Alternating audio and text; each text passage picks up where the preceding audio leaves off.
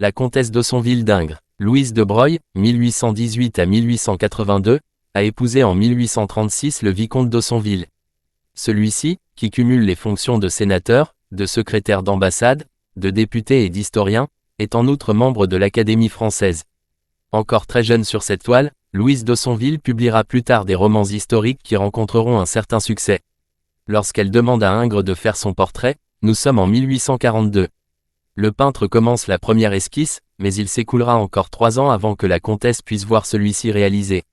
Entre-temps, Ingres a complètement modifié la pose de la jeune femme, à l'origine tournée vers la droite et brossée devant un fond neutre. Pour la deuxième version, le peintre invente un décor luxueux et lui demande de porter une robe plus claire que la précédente. Toujours est-il que, lorsque Louise d'Aussonville pourra enfin voir son portrait, elle sera mère depuis longtemps. Pour cette toile, Ingres a fait prendre à la comtesse d'Aussonville la pose de Stratonis.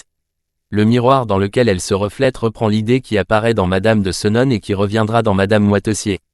Les couleurs de l'ensemble sont très délicates, le bleu-gris du satin de la robe se reflète dans les yeux du modèle, apportant une note très vive dans un environnement plutôt pastel. Le ruban vermillon de ses cheveux est réfléchi par le miroir et se retrouve dans la rose posée sur la cheminée.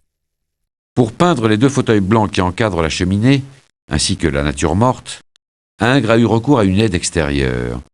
C'est ce que montre la différence de style avec le reste de la toile.